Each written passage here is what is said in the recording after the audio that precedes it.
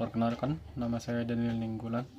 Kali ini saya akan menjelaskan tentang respon dunia internasional terhadap proklamasi kemerdekaan Indonesia.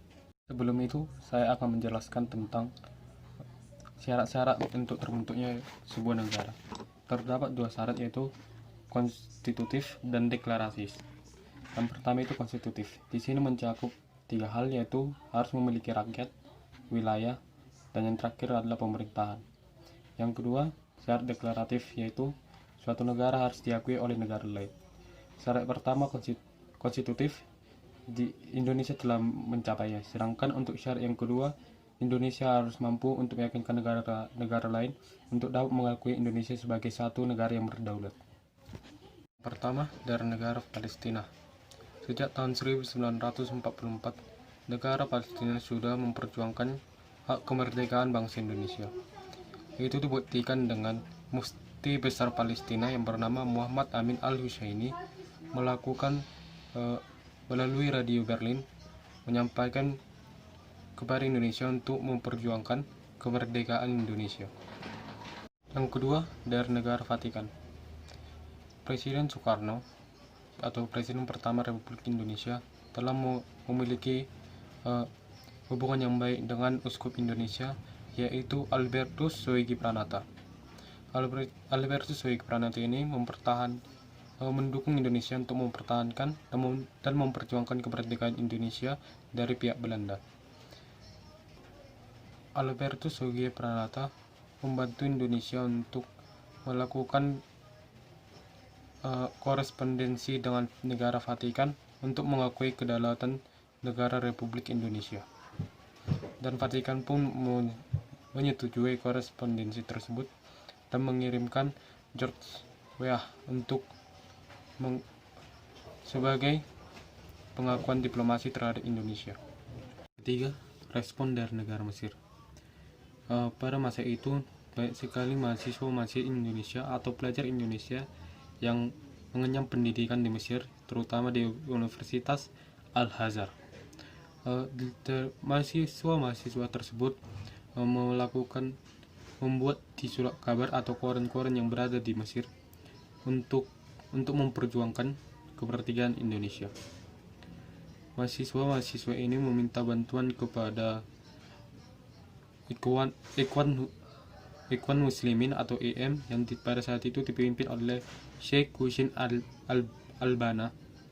Dan Sheikh Husin Albani ini menyetujui atau memberikan izin kepada mahasiswa Indonesia untuk menuliskan tentang perjuangan rakyat Indonesia untuk meraih kemerdekaan.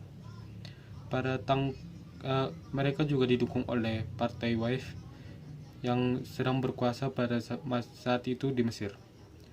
Pada tanggal 18 November 1946 diadakan rapat Dewan Komisaris Tiga Muslim.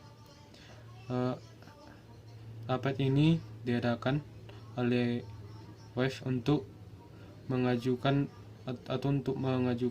bahwa Mesir harus menerima kedaulatan dari negara Indonesia. Karena keputusan dari Mesir ini, Duta Besar Belanda yang berada di Mesir menentang keras tentang hal ini, di mana Mesir ingin mengakui kedaulatan Indonesia. Tetapi Mesir tidak menggubris atau mengabaikan perintah atau protes dari Duta Besar Belanda tersebut.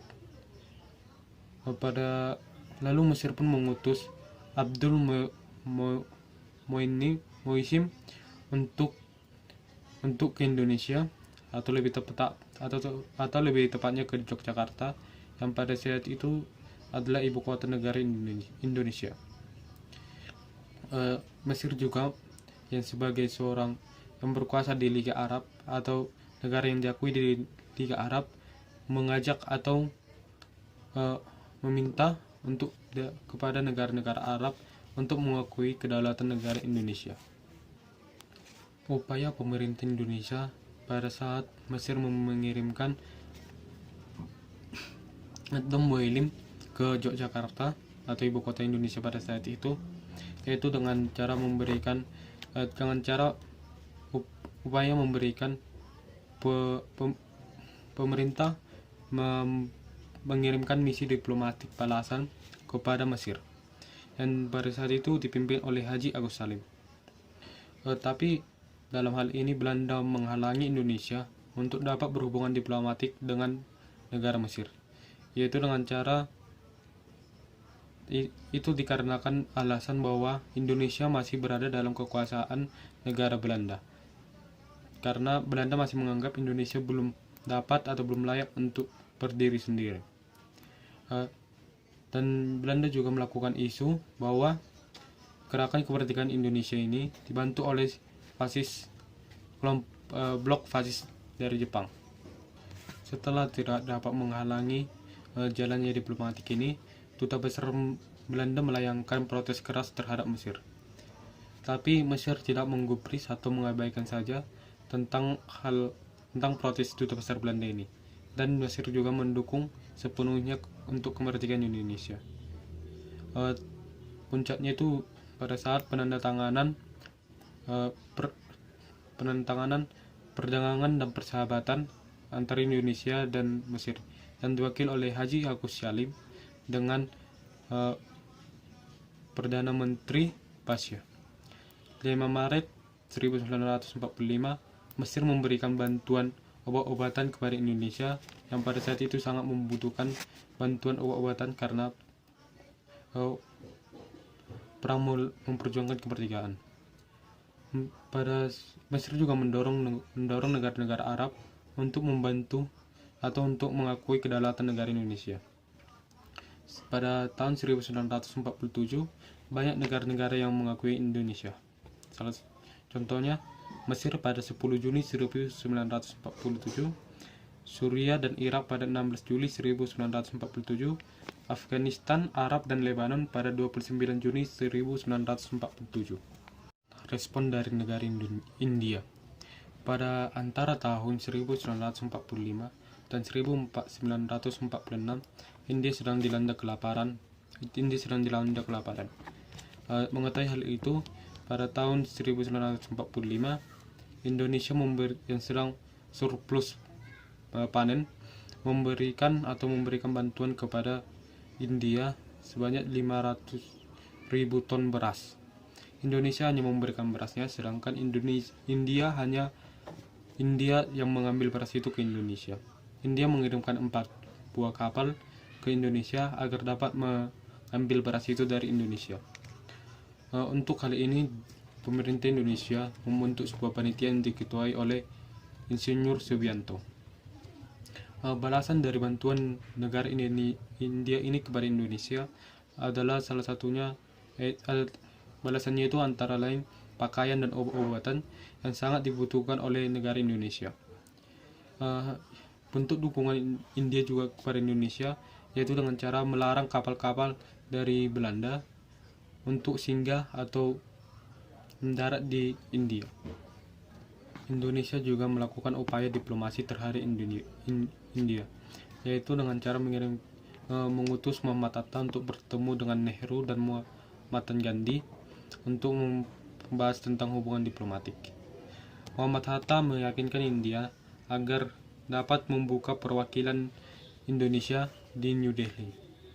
India pun menyetujui hal tersebut, dan Indonesia pada saat itu mengutus Dr. Sudarsono menjadi wakil Indonesia di India. Balasannya, India membuka konsul di ibu kota negara Indonesia pada saat itu, yaitu Yogyakarta. India juga mengadakan konferensi di New Delhi antara India dan Indonesia. Pada konferensi itu terdapat pidato Syahrir yang berjudul One Asia, One World. Pada konferensi ini merupakan kesempatan bagi Indonesia untuk mendapatkan bantuan atau untuk mendapatkan pengakuan dari negara lain. Pada saat yang bersamaan, India dan Australia juga mengecam Belanda dan mengajukan masalah kepada PBB. PBB menggelar resolusi terhadap untuk pihak Indonesia dan Belanda untuk melakukan gencatan senjata. Yang kelima, respon Australia. Australia mendukung Indonesia dengan cara yang pertama memboikot kapal-kapal Belanda yang ada di Indonesia. Yang kedua, 4.000 buruh yang ada di Australia tidak mau untuk membongkar muat kapal-kapal milik Belanda, karena dalam kapal milik Belanda tersebut memiliki senjata-senjata yang digunakan untuk melakukan perang terhadap rakyat Indonesia. Australia juga memulangkan 1.400 tawanan perang yang berada di Australia ke Indonesia. Sikap Australia inilah yang membuat Australia menjadi anti terhadap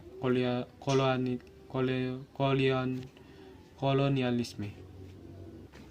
Pada agresi militer Belanda yang pertama, Australia bersimpati kepada Indonesia dikarenakan Australia menganggap Belanda telah melanggar Perjanjian Linggarjati.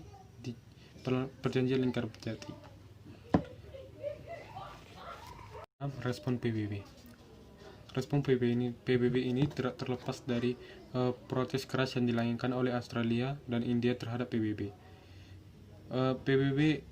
Pada akhirnya PBB pun mengeluarkan resolusi, yaitu dengan cara gencatan senjata. Delegasi diberikan oleh PBB kepada Indonesia untuk bicara pada sidang yang diadakan pada tanggal 14 Agustus 1947. PBB juga membentuk Komite Tiga Negara atau KTN, di mana Australia sebagai pihak yang mewakili Indonesia.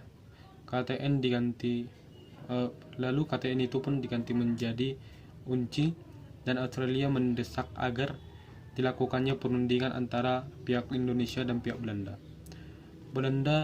Pada akhirnya pun Belanda tunduk dan mau berunding dengan Indonesia, dan diadakanlah konferensi meja bundar yang diadakan di Den Haag, Belanda. Pada saat itu, dan hasil dari konferensi meja bundar itu, Belanda pun menjadi mengakui kedaulatan negara Indonesia. Belanda pun mengakui kedaulatan negara Republik Indonesia. Sekian hasil yang dapat saya kemukakan tentang respon dunia internasional terhadap kemerdekaan Indonesia. Apabila ada salah kata ataupun cara bicara saya yang salah, mohon dimaafkan, dan saya memperbaikinya di lain waktu. Terima kasih.